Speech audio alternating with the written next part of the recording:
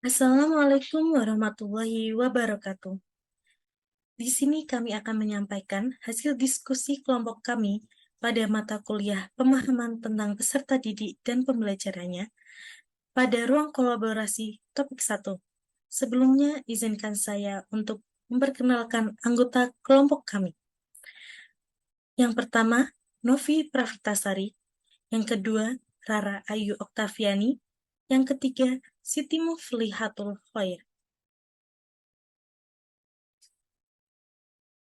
Kami di sini akan menyampaikan hasil diskusi kelompok kami dari beberapa pertanyaan yang terdapat pada ruang kolaborasi topik 1. Pertanyaan pertama, berikan penjelasan bagaimana penerapan teori behavioristik, teori sosial kognitif, dan teori konstruktivisme di dalam kelas. Pertanyaan kedua, berikan penjelasan model-model pembelajaran apa saja yang terbentuk berdasarkan prinsip konstruktivisme. Pertanyaan yang ketiga, diskusikan dalam kelompok. Buatlah rencana untuk meningkatkan motivasi para siswa yang ada di kelas dengan gambaran A, B, C, D.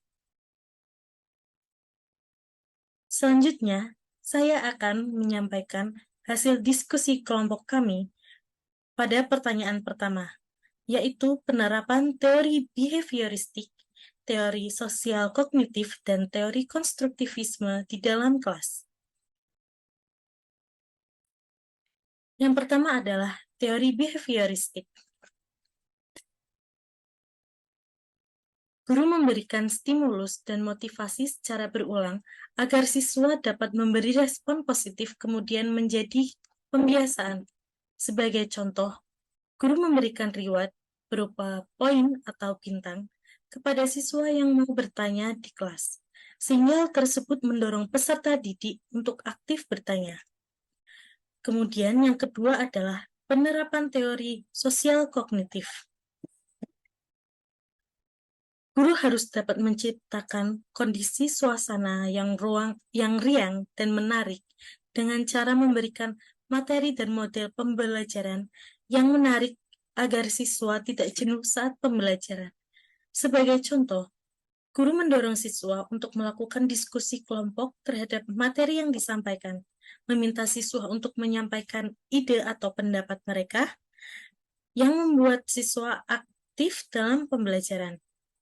Kemudian yang terakhir adalah penerapan teori konstruktivisme. Guru dan peserta didik saling berbagi pengetahuan. Guru di sini hanya bertindak sebagai fasilitator. Sebagai contoh, guru memberikan tugas kepada siswa untuk membuat karya tulis mengenai banjir yang melanda daerah mereka. Untuk materi selanjutnya akan disampaikan oleh rekan saya. Terima kasih.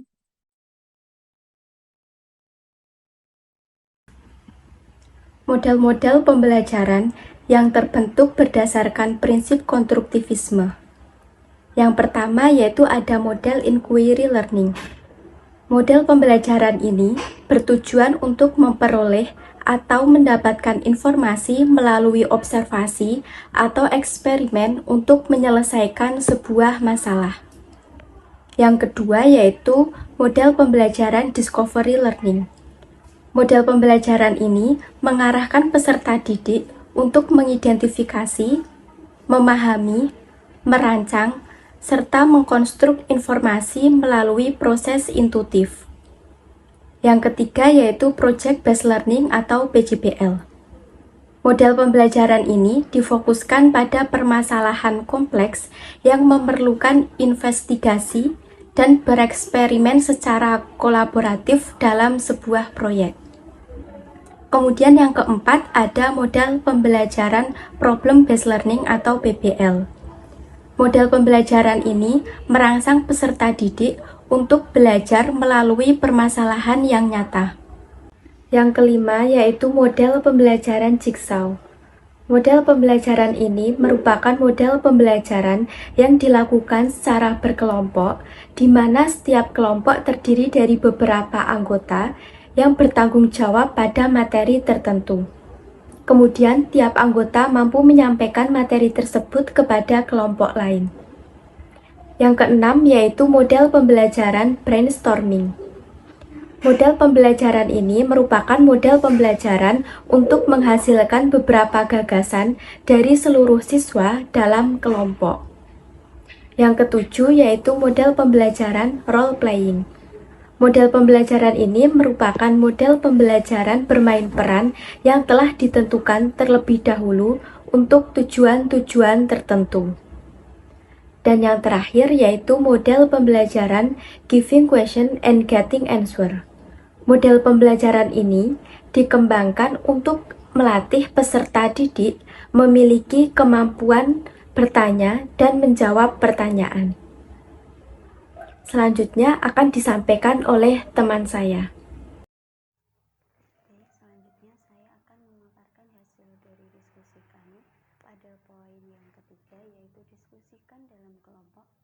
Buatlah rencana untuk meningkatkan motivasi para siswa yang ada di kelas dengan gambaran pada poin A, B, C, dan D. Adapun poin yang pertama yaitu A. Tania 7 tahun memiliki kemampuan rendah dan keinginan yang rendah untuk sukses. Nah, dengan cara memberikan yang pertama yaitu berdiskusi secara personal. Guru berdiskusi secara personal kepada Tania terkait apa yang dirasakan dan diinginkan oleh Tania. Yang kedua, caranya yaitu dengan membangun rasa percaya diri Tania dengan memperlihatkan gambaran contoh perilaku orang-orang yang telah mencapai cita-cita yang sama seperti yang Tania inginkan. Yang ketiga, melibatkan pembelajaran sambil bermain, apa yang digemari oleh Tania, dengan memberikan kesempatan bagi Tania untuk berdiskusi sesuai dengan pembelajaran di jenjang seusia Tania. Yang keempat, membuat pembelajaran yang menarik, bertahap dan berkelanjutan untuk meningkatkan kemampuan Tania. Selanjutnya pada poin B, Samuel 10 tahun yang bekerja keras untuk menjaga harga dirinya pada tingkat tinggi tetapi memiliki rasa takut akan gagal yang kuat. Nah, rencana yang digunakan guru untuk mengatasi rasa takut akan kegagalan yang kuat pada Samuel adalah sebagai berikut. Yang pertama yaitu dengan mencoba mengkomunikasikan secara halus kepada Samuel bahwa kegagalan bukanlah sebuah akhir, namun dengan kegagalan kita dapat memperbaiki diri dan mencapai hasil yang lebih baik dari sebelumnya. Selanjutnya yaitu memberikan pemahaman kepada Samuel tentang dampak negatif dari sifat perfeksionis. Nah, contohnya yaitu terlalu fokus terhadap satu hal atau diri sendiri sehingga mengabaikan hak orang lain. Selanjutnya pada gambaran siswa pada poin C yaitu Sandra 13 tahun yang tenang di kelas dan meremehkan keterampilan mereka. Adapun rencana yang dapat digunakan untuk mengatasi masalah pada diri Sandra adalah sebagai berikut. Yang pertama yaitu menggali permasalahan apa yang dialami oleh Sandra sehingga mengetahui penyebab kenapa dia banyak diam dan meremehkan orang lain. Yang kedua, memberikan pemahaman bahwa setiap anak itu terlahir unik dengan kelebihan masing-masing sesuai dengan minat dan bakatnya. Cara yang ketiga yaitu memberikan pembelajaran berbasis kelompok agar Sandra bisa menghargai kemampuan dan kondisi siswa lainnya. Cara yang keempat yaitu dengan memberitahukan dampak positif dari proses kerjasama kelompok. Selanjutnya yaitu gambaran peserta didik pada poin yang terakhir yaitu poin D. Robert 16 tahun yang menunjukkan sedikit minat di sekolah dan saat ini tinggal bersama dengan bibinya. Anda sudah tidak dapat menghubungi orang tuanya. Adapun cara untuk mengatasi permasalahan yang dialami oleh Robert, guru dapat memberikan langkah sebagai berikut. Yang pertama yaitu menggali permasalahan yang dialami Robert, hingga mengetahui penyebab kenapa dia kurang berminat menjalani proses pembelajaran di sekolah.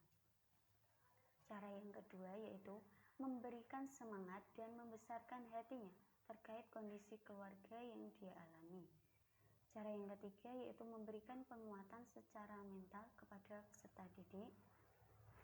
Cara yang keempat yaitu dengan memberikan stimulus yang positif secara berulang agar menumbuhkan minat.